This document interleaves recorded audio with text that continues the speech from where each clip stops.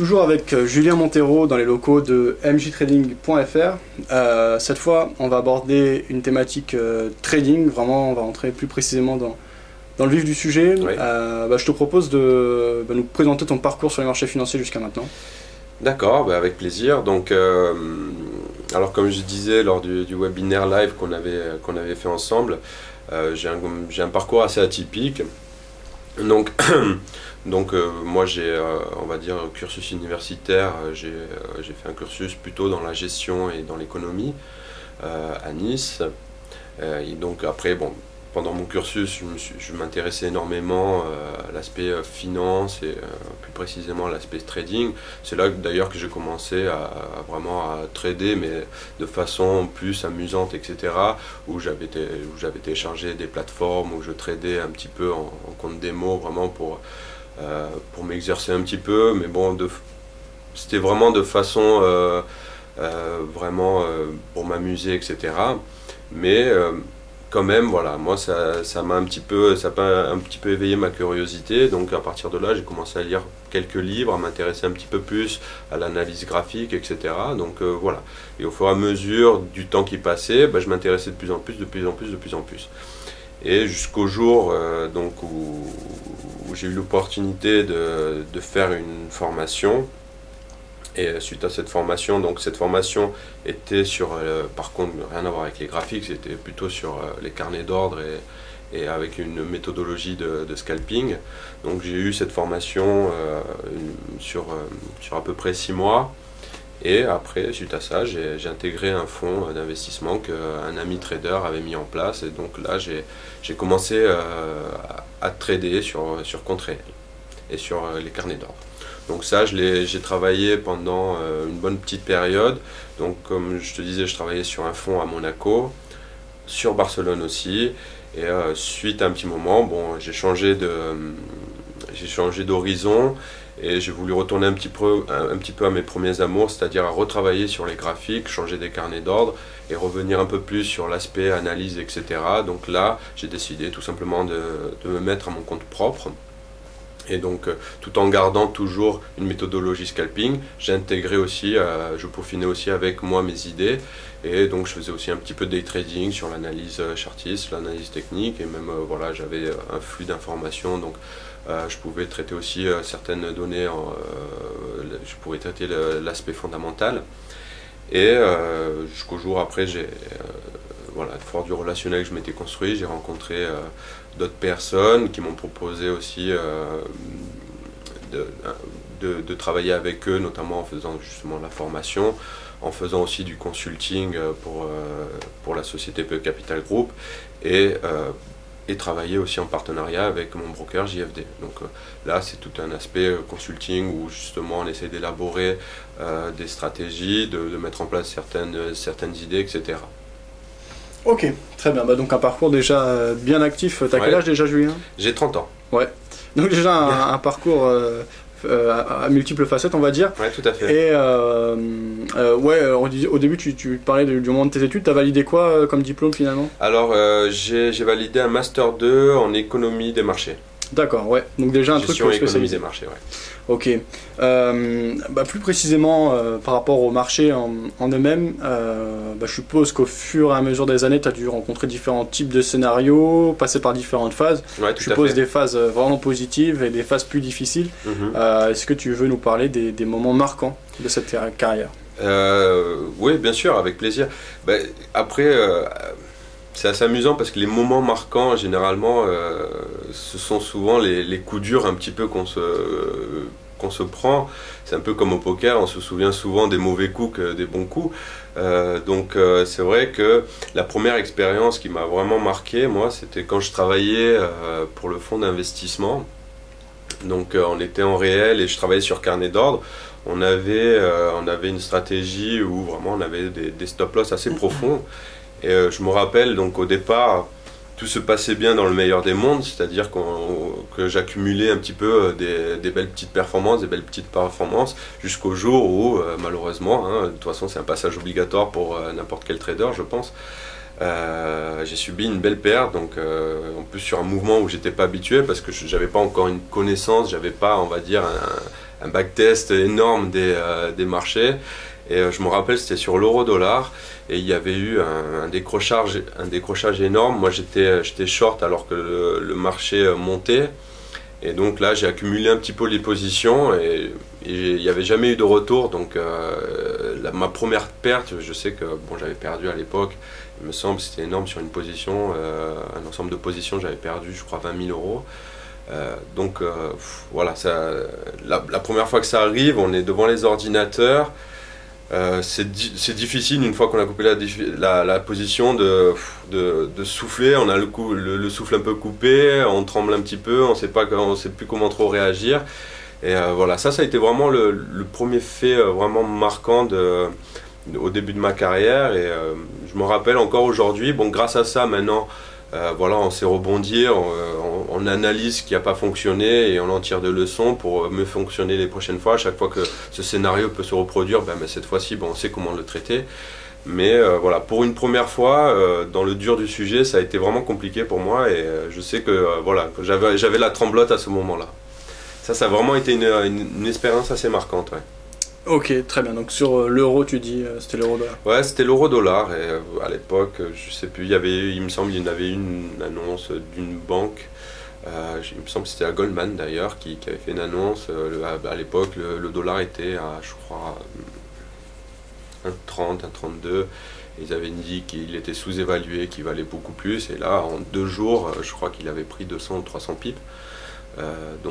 Voilà, moi à ce moment-là j'étais short au lieu d'être long, voilà, d'être on va dire dans la tendance, voilà, j'étais dans un esprit un peu plus contrarien et voilà, malheureusement mauvaise décision, mauvais moment et on est vite embarqué par les événements, surtout que voilà, quand ça décroche voilà, c'est 50, 60, 70 pips d'un coup des fois. Donc voilà, on est vite pris dans l'engrenage, donc voilà, il faut vite réfléchir, essayer de monitorer sa position. Et à ce moment-là, je pense, voilà, ça a été un petit peu, moi, ce qui m'a porté préjudice, c'est un petit peu peut-être mon manque d'expérience à ce moment-là. Et j'ai pas bien su gérer cette position qui était perdante au départ. Et donc, bon, voilà, je me suis un petit peu emballé, j'ai un petit peu moyenné ma position, alors que peut-être j'aurais dû peut-être la couper, etc. Bon, a posteriori, il y a plusieurs scénarios qui auraient peut-être fonctionné. Mais quand on est pris sur le fait, c'est plus compliqué. C'est pour ça qu'aujourd'hui, voilà, j'essaye d'établir avant même de commencer à trader une journée, j'essaye bien de monitorer un petit peu les positions que je vais prendre, etc. Comment peuvent réagir les marchés, quelles sont les news qui peuvent sortir, si le marché fait un tel mouvement, comment je peux les traiter, etc. Voilà, j'essaye de tout mettre à plat avant vraiment de me lancer dans le trading. Ok, très bien. On va dire un événement maintenant marquant positif, peut-être une période où tout s'est bien passé comme sur des roulettes, quelque chose où tu t'es senti, on va dire, des fois un peu en euphorie ou en tout cas tout puissant sur le marché, omniscient, on va dire, enfin, qui anticipe et qui voit bien les choses à venir. Je vais te dire, c'était il y a pas très longtemps d'ailleurs.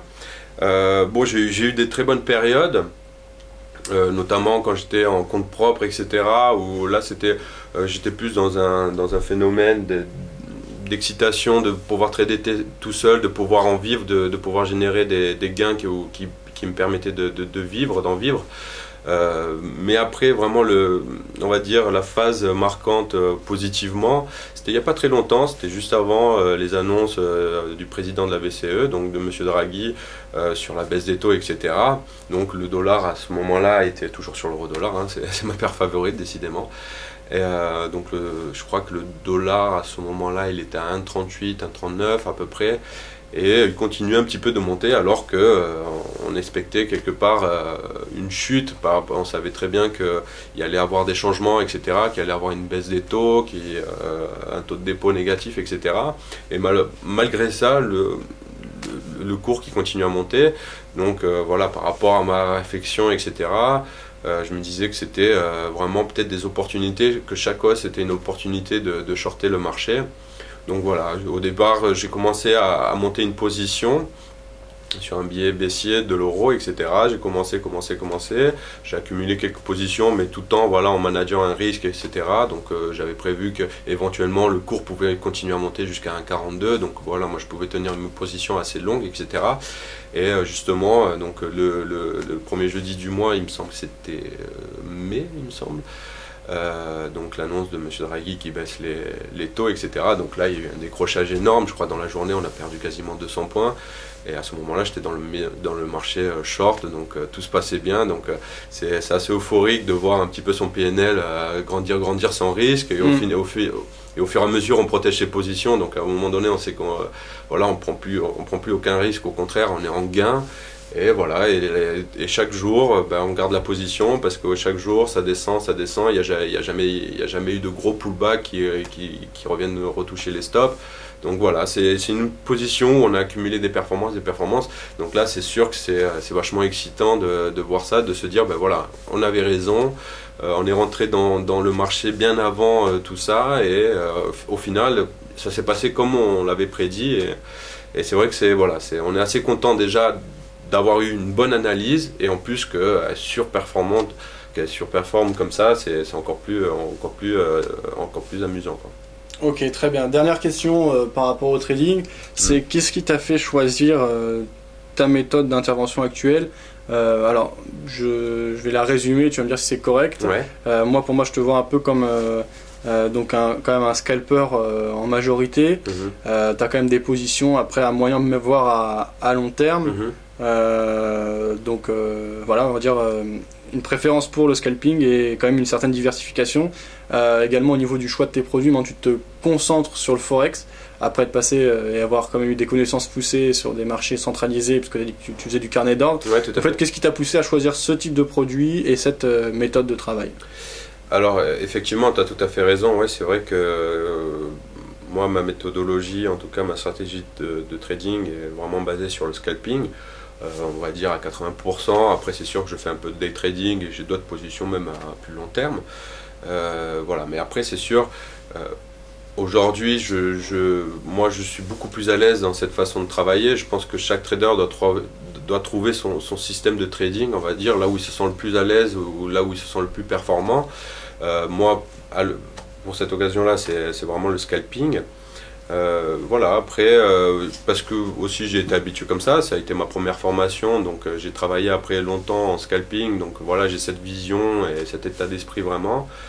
Et après, voilà, au fur et à mesure des années, je pense que j'ai peaufiné, j'ai su améliorer ma stratégie pour aujourd'hui, voilà, arriver à des pourcentages de réussite assez sympathiques et pouvoir générer en tout cas des performances.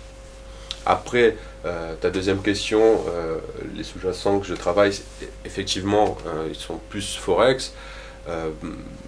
Pourquoi? C'est vrai que je sais pas, j'ai peut-être une sensibilité meilleure sur les devises, etc. Notamment sur l'euro-dollar, c'est vraiment une paire que je travaille quasiment en exclusivité. Voilà, je me sens plus à l'aise. Moi, c'est vraiment, voilà, c'est quelque chose, c'est vraiment au feeling. Je travaille au feeling, même si j'ai travaillé sur d'autres actifs. J'ai déjà travaillé l'Eurostoxx, le DAX, les obligations allemandes, même les matières premières, etc. Mais voilà, au final, voilà, si je fais un petit peu le bilan de ce qui a marché, de ce qui n'a pas marché dans mon trading. Voilà, je sais que j'étais plus à l'aise sur l'euro-dollar et sur d'autres devises, d'autres paires de devises. Donc voilà, aujourd'hui, voilà, j'ai décidé de me concentrer un peu plus sur ça et de laisser un petit peu de côté, même si je continue à regarder. Et même des fois, ça m'arrive de prendre quelques positions sur, par exemple, du DAX ou même de l'or, par exemple. Ok, très bien, on a déjà plus d'informations sur ton trading. Derrière, pour rentrer plus dans le vif du sujet, etc., à mon avis, tout ça se voit dans le cadre des formations. Ouais, tout à fait, tout ça, donc toute cette méthodologie donc, que moi j'ai su appliquer de façon personnelle, donc je la délivre pendant les formations. Encore une fois, pour donner une idée globale un petit peu du scalping, de la méthodologie que j'applique pour le scalping, on en avait discuté un petit peu pendant le webinaire. Encore une fois, on traite sur du price action, etc. on utilise un petit peu les supports, les résistances et on essaie de visualiser un petit peu les zones où on peut rentrer en position. Et après, voilà, c'est vraiment ça reste du visuel et du feeling par rapport à ça. Et après, on observe le marché, comment il réagit dans les entrées de zone, etc. Et voilà, et moi, à chaque fois, je suis là pour prendre quelques pipes, etc. Voilà, ça, c'est, on va dire, pour survoler un petit peu ma méthodologie, pour la résumer, ça serait, voilà, c'est du trading sur price action. Très bien. Merci Julien pour toutes ces réponses. Mais de rien.